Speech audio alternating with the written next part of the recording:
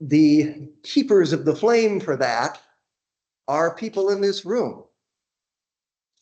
And rather than do what I have been known to do, which is come in and give a talk about all the things we're doing wrong and should be doing, I wanted to talk about some of the things I think we're doing right. So, what is call? I've gotten into many discussions about this over the years with people. My most recent work is in tell, which I tell them is call, but they tell me it's tell. So back in 2005, Mike Levy and I wrote an editorial for the Call Journal, which was really a paper, but if you call it an editorial, then it doesn't go through peer review. So it gets published faster. And it was why call, call, call. And in that, we had a simple diagram of what we considered the field of call. Now you can make it incredibly more complicated than this. And back in that diagram, the computer, in its broader sense of all of the systems that go with the computer, the internet and so on, was in the center there. And we said this was different from the way a lot of people, including us, viewed language, where the learner is in the center. But the field here, we don't study the learner primarily.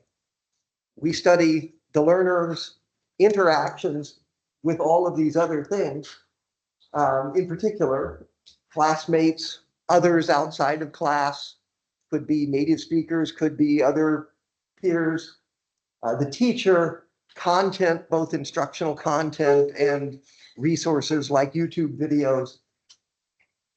In pursuit of language learning, and importantly, the stuff in the middle there is not neutral. It changes things.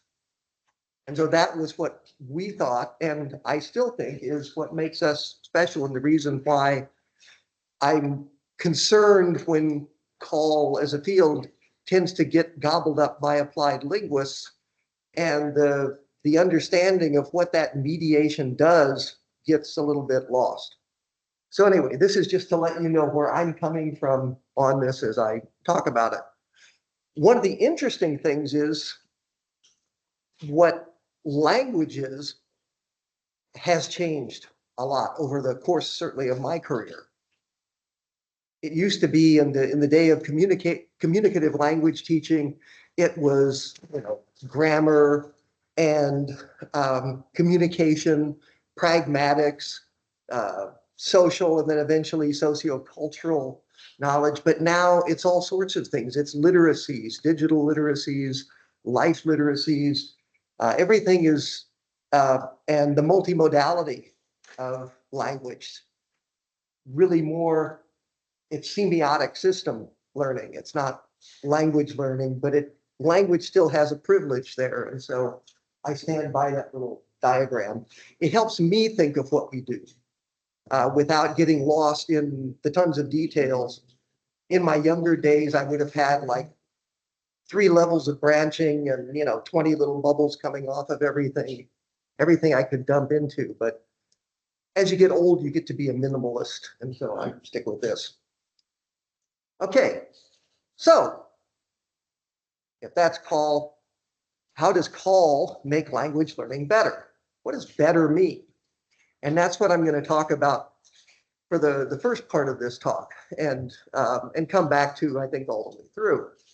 So the most obvious way is, oh, sorry, I have my own little comment there, which is, I'm not just talking about research, even though there are a lot of researchers at this conference. It's practice, it's development, all of that is tied in with what call does. So I decided to start with logic. I was trained in graduate school in syntactic theory in the 1970s, which was a battleground of people saying, my theory is better than yours, and here's why. We learned linguistics, but we also learned argumentation.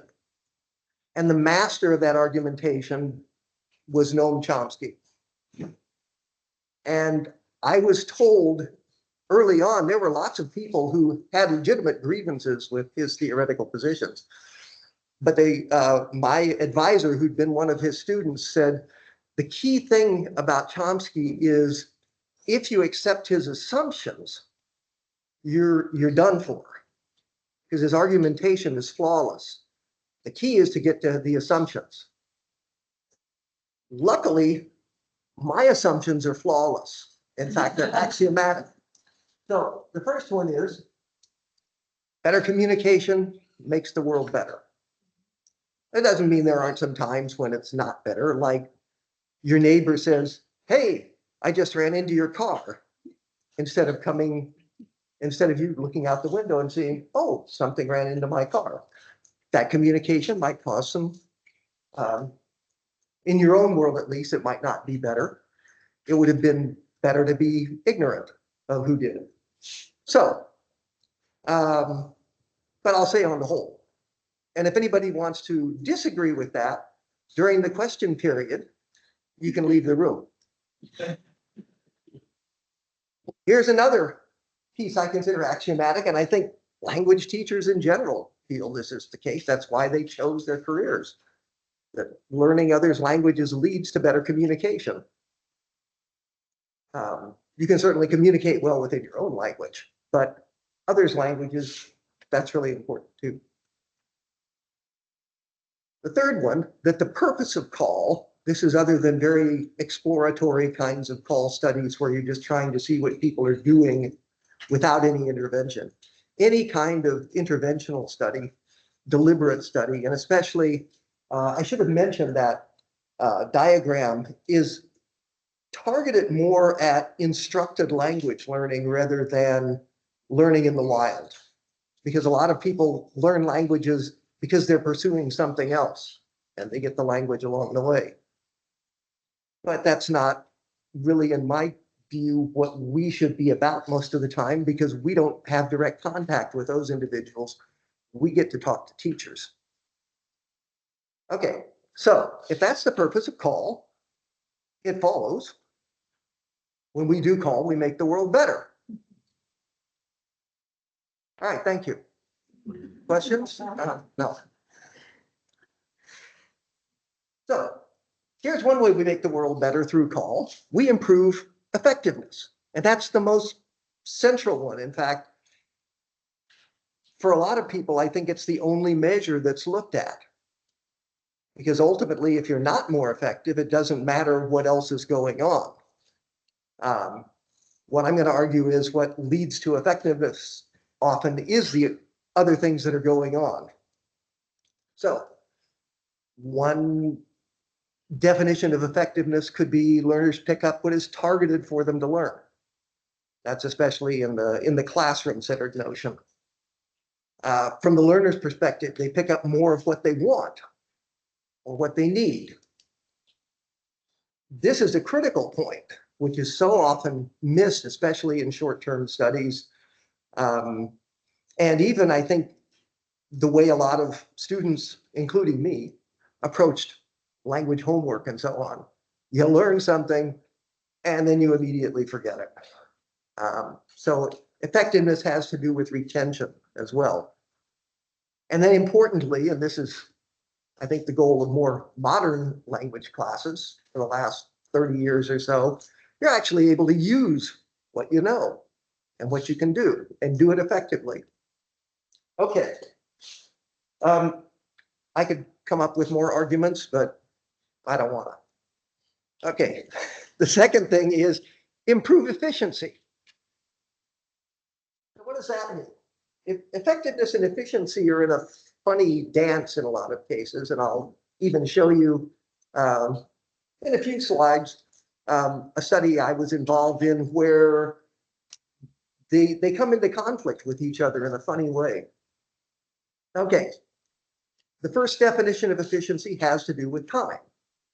So if you go to studies that a couple of decades ago, Rosetta Stone was claiming that You know, you could learn in 15 hours of Rosetta Stone what you would learn in a 90-hour semester of regular language.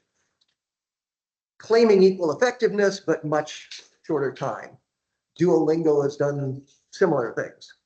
And for a lot of us, if we're doing a classical controlled experiment, we may be looking at effectiveness, but we may also be looking at efficiency. If you do something with less effort, it's also more efficient. You're expending less energy, not just time, but energy. You can require fewer resources. That's efficiency. I mean, that's what we do with water conservation and things like that. For language learning, that often turns out to be institutional efficiency. You know, if you can do say a class that's half online and half in person, and the online part is all asynchronous, then the teacher can take another class. That's institutional efficiency. I actually did that in the 2005 to 2007 big economic downturn. We got a position cut and lost the ability to replace it. They had a hiring freeze. So I thought, well, this is a good opportunity. I'll take my listening class. I will cut the time in half, have the students do more because it's listening. They can do more on their own with the proper training and proper, guidance, and also following through to make sure that they're doing what they think they're doing. I did that and taught 2 classes for one. It turned out to, be something I could integrate into a couple of papers. It was a really interesting thing. Turned out it was still doing twice as much homework grading, and I hadn't kind of done the math for myself, but the school loved it. Okay, we can improve access. So the idea that learners can get resources, interlocutors, instructional materials free or at lower cost. That they have access to a wider range of options. And that they have more flexibility over what they use.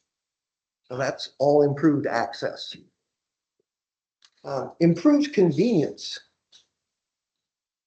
By the way, I'll show you later, but of course, all of these graphics that I use are courtesy of DALL-E and whatever prompt I was able to put together and massage and then decide, okay, that's good enough. Because DALL-E is really convenient. Okay, so the anytime, anywhere.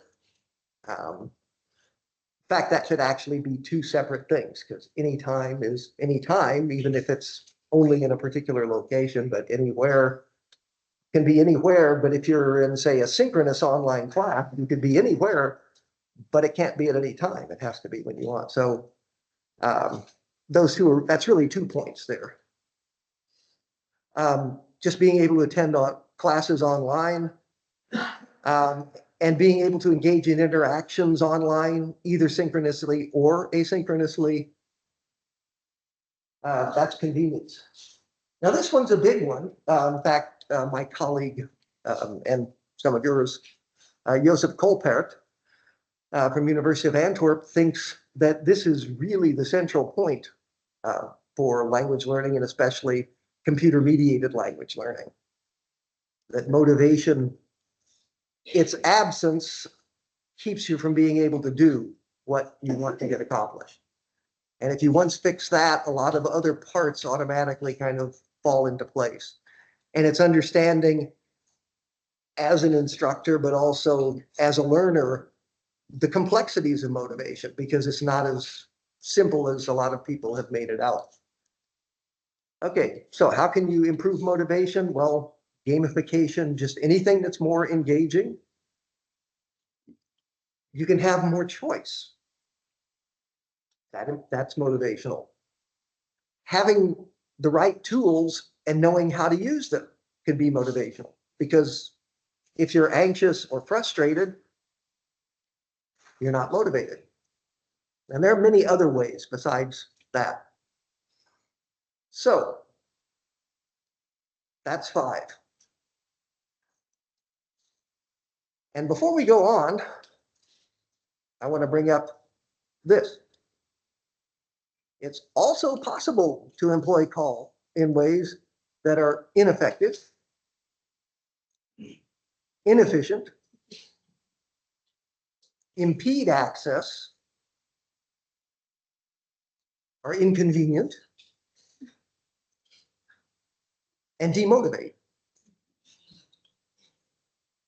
So we have a lot of challenges in our lives, and I mentioned this in the abstract. I'm not going to go into it in the depths that I sort of implied in the abstract, but we have personal challenges that can get in the way of our being able to do this. And when I say our being able to do this, it could be that you're designing something or developing something, but I'm thinking my perspective for most of my career has been a language teacher. Even when I was doing administration half-time and teacher education, I always had at least one English as a second language class, and usually 2. And then I would teach extra classes to postdocs and even faculty because it was fun and the pay was helpful. So I try to always have the teacher's perspective on the stuff that I did and the stuff that I suggested other people do. But especially if you're teaching extra classes, you have to cut somewhere. There are institutional barriers, and those can be at the level of teaching, and they can also be at the level of research. It's hard to do good research studies if you're expected to put out 3 or 4 or 5 papers a year, unless you're really good at that and you have the sort of mill with graduate students and so on to support you for that. Most people don't, and that means a lot of studies get published, I know, that are pilot studies that are sort of incomplete, and the limitations that are discovered at the end often could have been discovered with a little more thought and piloting before the study was done. But the time pressure and the career pressure is so great that gets in the way. And then there are the ethical issues.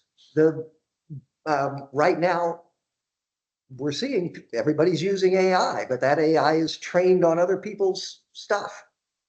And things that you do become grist for that AI. More important, again, from the teacher's perspective, what your students do is being given away.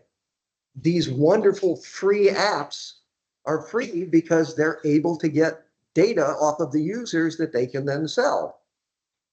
In many cases, not all, but you have to be careful of that. And it is an ethical choice to use or not use something. And it also becomes one that can have institutional pressure. At my institution before I retired, well, even now, I guess, if I was doing something with students, we couldn't use Google Docs, but we could use Stanford's Google Docs, which was great, unless you happen to be collaborating with someone outside of that domain, because you couldn't get in unless you had a Stanford University Network identification. And so there are those kinds of barriers that we have to work around. You know all about this. I decided to put this in the middle because I want to go back to the good stuff and kind of get it out of the way, but it needs to be acknowledged. Otherwise, it looks like I'm a politician or something. Okay, so because of all these things, that won't make the world better. So if you can, don't do it. Moving on. I promised you 6 things. So here's the 6th one. All of this also applies to teachers. It's not just about learners. Teacher effectiveness. You think you have to have a certain level of teacher effectiveness before you can have learner effectiveness. Sometimes that's not the case. The learners are able to figure out either individually or because they're already so much more technically competent than their teachers. I don't think that's true in nearly as many cases as people like to think it is. In fact, I've discovered that a lot of things I thought my students should be able to do, even students who were in master's programs in computer science, I had to show them how to do stuff because it wasn't part of their daily use of, computers or smartphones for personal or social purposes. So it's not automatic, and especially, figuring out how to troubleshoot. Teacher efficiency. A lot of starting to use technology has a front end of having to spend time and effort and not always knowing if that investment is going to pay off. The more efficient you can make that learning curve for teachers, the better. I think that's helped if you're able to, have them be more technically competent in the first place, which is why I'm devoting a lot of my work to teacher education and professional development. Teacher access. There are things that teachers know that their colleagues over in school A have, and they're in school B and they can't get them. There are also institutional barriers on things like, oh no, you can't have YouTube because then students will just watch YouTube. Instead, they watch TikTok. Anyway, teacher convenience. This is a big one. There are a lot of things that are inconvenient for teachers that we expect them to do with technology.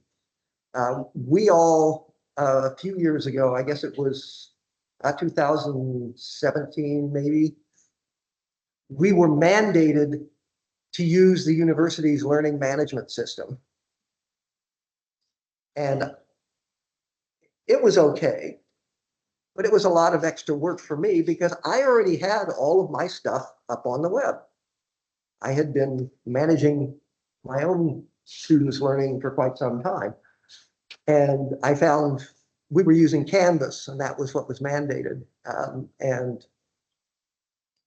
I decided I had to go along with it, but a lot of times what I would do is simply put a little placeholder in there and say, here's the link to my website, for the class. And then, of course, teacher motivation. How do you get teachers excited about this stuff and wanting to do it? Or you yourselves, how do you generate excitement for a research project? More important, how do you maintain excitement for a research project? Okay, so that's number 6, or it could be numbers 6, 7, 8, 9, and 10. But I decided to put it all on one slide because you'd already heard the story before. Okay. I'm going to step aside for a moment and actually use these ideas a little bit. And to do that, I'm going to have to take an example that was really driven by my colleague, Glenn Stockwell. And this had to do with trying to see how the injection of more rigorous learner training might change the outcome for a language class that he taught every year at Waseda University. So we reported this first in 2014 at, I think, at both Eurocall and the Call Antwerp conference. Did a little bit of a follow-up in 2015.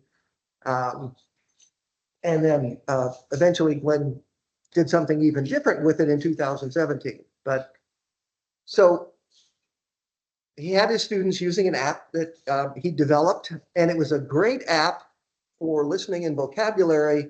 And it was a great research app because it collected lots of data. And it was very good at tracking what was going on. The students using this were first-year law students. They were required to take English, even though they were going to, for the most part, do Japanese law.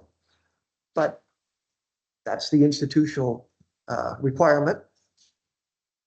He'd been doing some learner training, and he can tell you afterwards how I'm getting all this wrong. But so far, he's been nodding his head, so that's good. And then following well, I think we had collaborated on a paper in 2013 on emerging principles for MAL. And one of the emerging principles was the importance of learner training. And so he decided to put that into practice. And we collaborated over Skype, figured out the time zone differences and had some online meetings. But most of the work was his in organizing all this, and all the work in interacting with the students was his. So in 2014, he did this, wanted to know, would this make learning better? And used some ideas from my 2004 and 2008 learner training frameworks. And this was the interesting part for me, because being an efficient teacher, he used the same materials year after year.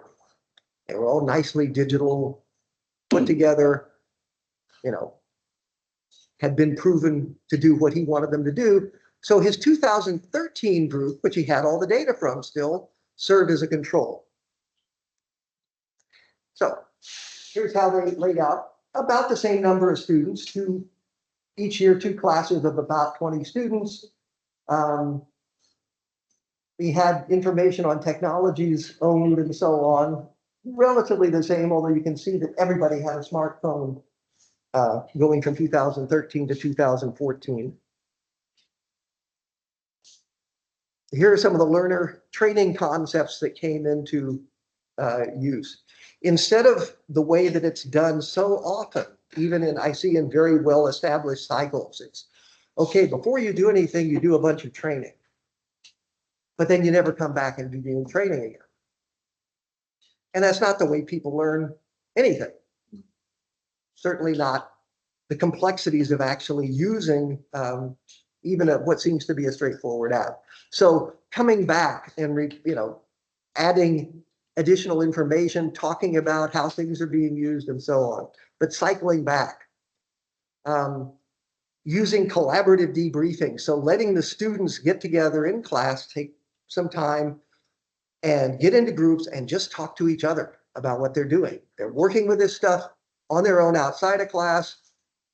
They're working in isolation. They come back in and they share this stuff. And you can do that with an online forum and so on too. But if you're in a class and you're in a small group and you know the people around you, in my experience, and I think Glenn would agree, that seems to work better than if you have people trying to post and read about what other people are saying. You'll have a few that do that and most won't. But everybody will participate if it's a small group of familiar people. And then give the learners some teacher training. Don't just show them ways they can use this, but explain why this way is better than that way. In my listening class, I talk about things like cognitive resource limitations and why they shouldn't be trying to do too much at once. I actually have a whole week on multitasking and why it's bad for learning something new. It's good if you can automatize parts, but it's not good if you're trying to do something new. Okay, and the 2008 version of the framework talked about technical, which is where a lot of people stop. Here's how you use the app. Here's what the controls are. And then strategic training, what do you do? When do you do it? And then pedagogical training, why do you do it? So we had all these built in, and it was what, 10 minutes in a class maybe? One class a week. Just took a little bit of time that would have been probably spent in lecturing otherwise. There's a link to a paper I had in the Calico Journal that has information on both arguing why you need learner training and then giving those frameworks. Oh, By the way, I have a link to the slides at the end so you can get all of that stuff. So here's his pseudo control group and his description of what he was doing. So there was technical training, but the further training, the cyclicity was only as needed.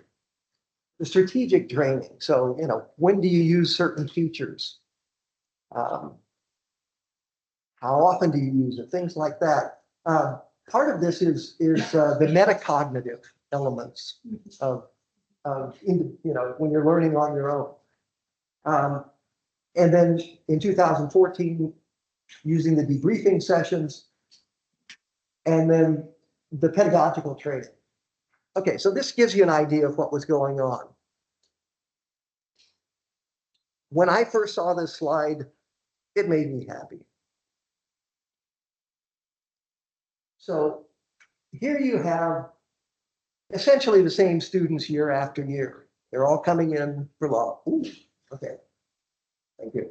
They're all coming in for law, and my guess is most of them would rather be doing something other than being in an English listening and vocabulary class.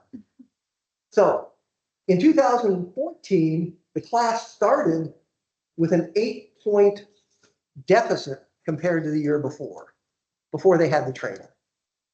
So basically, each week they have this quiz, and I didn't really mention, but the goal of the app is to give you practice on the listening and the vocabulary. It's optional. So it's not, the homework is not a required part of the marking. What's required is you have to take a quiz. And you're going to do better on the quiz if you've practiced more.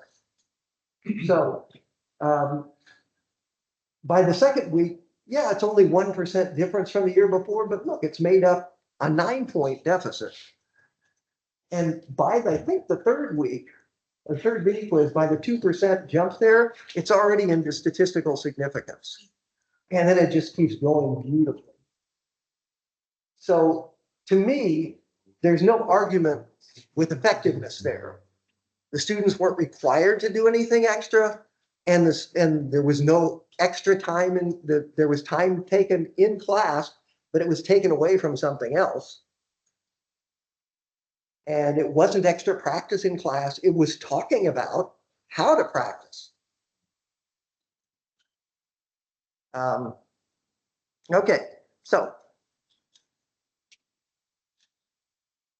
this made me even more excited in some ways when I looked at the total on mobile versus computer. That just has to do with how the students chose to do the activity, which is useful information, but the average time spent on the activity is 106 versus 180 minutes.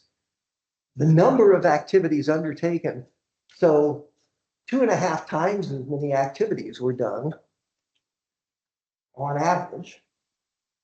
And what you see is the students seem to be going through the activities faster, I would say, because they know how to do them and why they're doing them, and they're just better at doing them.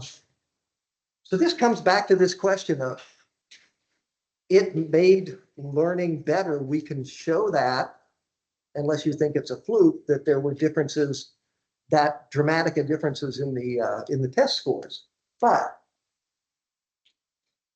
how did this particular learner training, not learner training in general, but this particular one, make it better? So we know it's more effective, but maybe less efficient. The students scored better, but they spent more time. So if you're measuring efficiency by time, it might be less efficient. We don't know, because we don't know what would have happened. There wasn't a real control group and so on. But this gives you an idea of the complexity. Was it a combination? Was it more effective and actually more efficient because it's harder to get a higher and higher score on that particular thing? It tops out. I don't know. Clearly, there was some improved motivation because this is optional. And if people are spending more time on something that's optional, they're motivated. Are they motivated because they get to interact with their friends about this? Are they motivated because they're seeing that it's helping them learn? For for whatever reason, to the extent that they had more voluntary time, I take that as a proxy as they were motivated.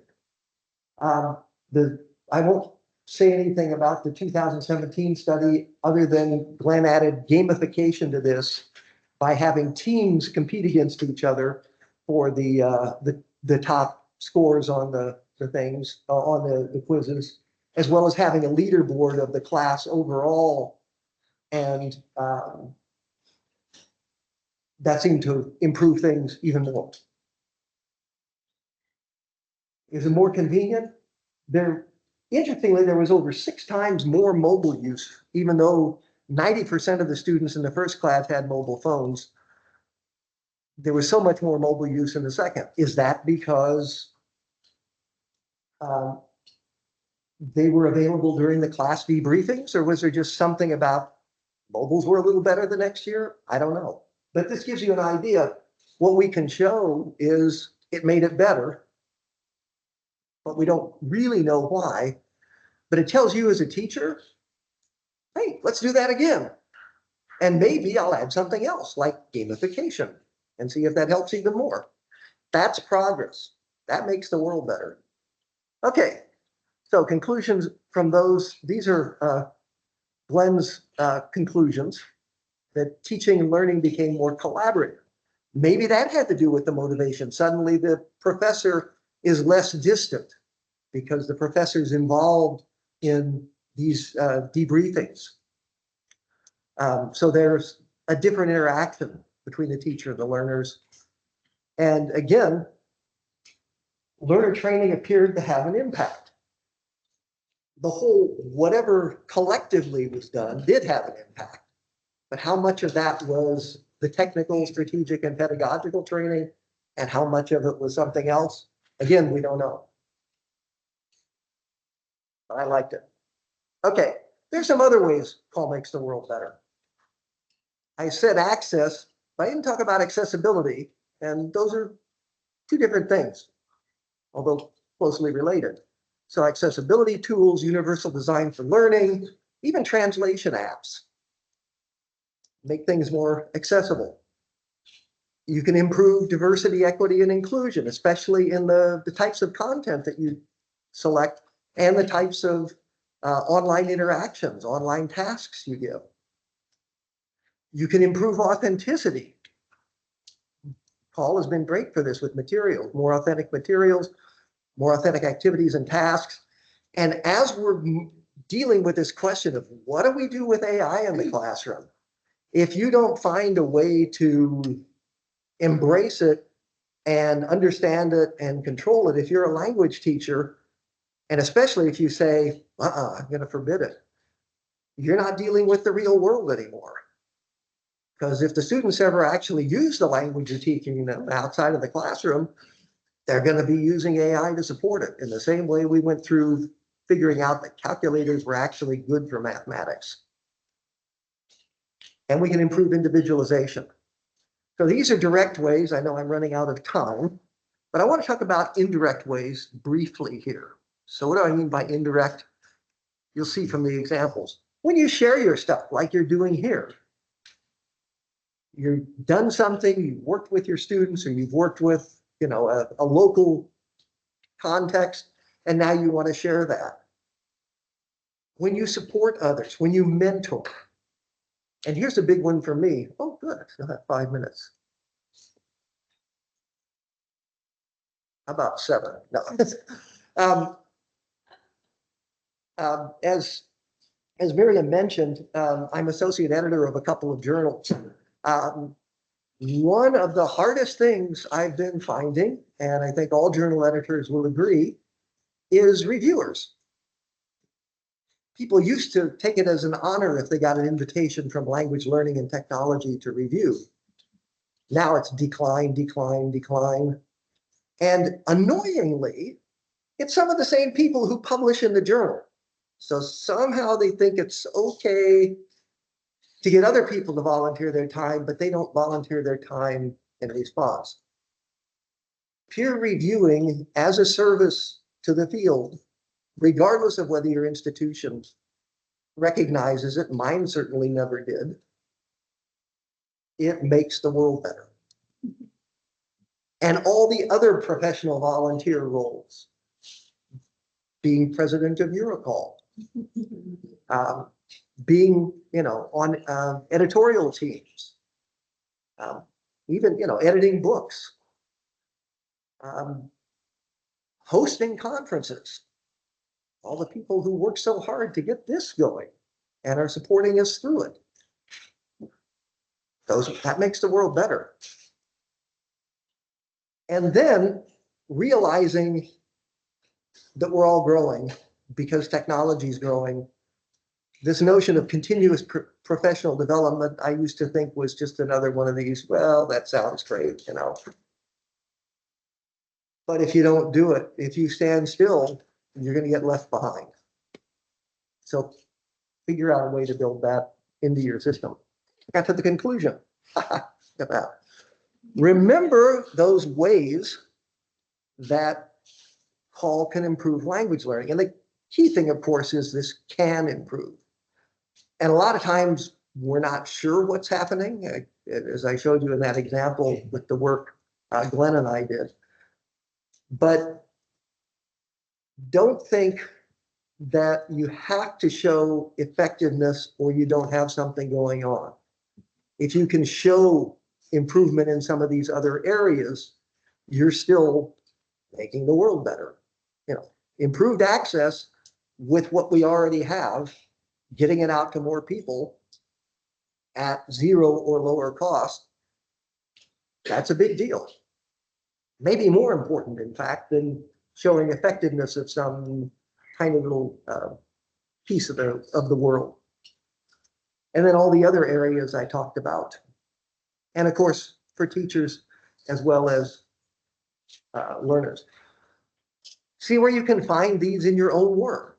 I'm hoping that you'll think about, well, what else besides effectiveness is going on in what I'm doing? Or am I really able to even measure effectiveness in any credible way? And I don't mean it has to be quantitative, statistical, but in some way that's convincing to an outsider that you've accomplished something. And these categories, again, it's research, development, and practice. It's not just research. So enjoy the rest of the conference. Keep learning from one another. How to use call to improve language learning.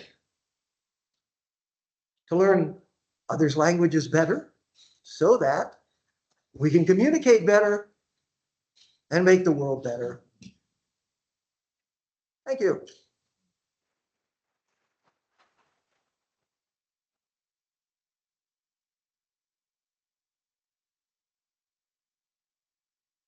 If you want to take a picture of one thing, it's that link to the slides. I don't know about you, but I already feel a lot better. Thank you, Phil. You're quite welcome. I feel better too, getting that off like that. Yeah. Okay. We have time for 1 or 2 questions, comments, thoughts, observations. Okay, you want to say something? You've been mentioned so. Yeah, why don't you just, if nothing else. Put you on the spot now that you started getting mentioned. Yeah. Okay, I can give a microphone. Absolutely no idea what to say. Talk about 2017. The 2017 paper was adding that extra dimension about the competitive aspect of things. And it was interesting because the students they changed the nature of the discussions that they were having. So they went from just simply describing ways in which they could engage with the activities themselves, but they started to become quite competitive about this. So they divided into individual groups. So the groups that they were having the briefings in before were no longer just describing how to do certain strategies and how to improve their strategies. They were interested in how they could beat the other groups within the class. Mm-hmm. And it was really interesting to see that they were quite enthusiastic. They were quite kind of excited about this, even though really there was no prize. It was listings on the class Moodle that just simply showed the rankings, but to the students, this very small point was still important to them from the point of view that they were spending more time. So the ultimate amount of time spent on task was marginally more than 2014. I would say there was an enormous amount more, but it was certainly marginally more. So we can see that that interaction between the students was somewhat different from what it had been before that. So, but the training model that we used was the one that Phil and I had been developing before that, based on Phil's and general network from before that. And really interesting to see that students are probably more willing to change than we give them credit for once we show them how to do it, rather than assuming they know how to do it. So I think that's an important point. Yeah, and you told me you had more fun too. Sounds like a lot of motivation. Yes. Teacher Yeah, motivation.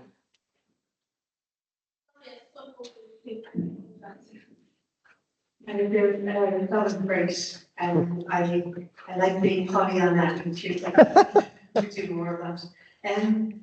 I was focused on taking notes here, because I know that you have the slides and page, but I think it helps kind of just get it into the brain. And as I look back at the things here, I can see that, you know, different people would focus on different aspects of these good features, depending on what they do. So, you know, I know a lot of people kind of, effective is really important, efficiency is really important. Like I liked to see that you mentioned access and motivation, because I think, you know, if you've no motivation to learn, then it doesn't matter how effective or efficient or the access is there. So I like that bit. And I think some of us, speaking maybe only me, but maybe there are others who don't only teach language. Oh, yeah. You know, we can broaden this out to kind of computer-assisted learning, and I think the same things apply.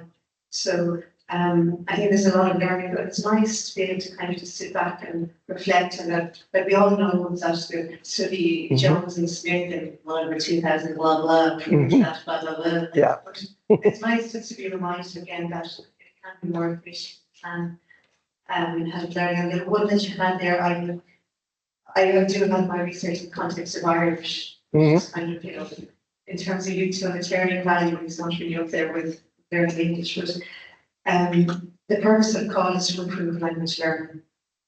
And I think that, you know, if we hang on to that when kind of we go into those grey or dark moments, I think it would be very helpful. So thanks very much for that. Oh, thank you, Monica. Thank you. I think we have to move on to the photo shoot. All right. Thank you.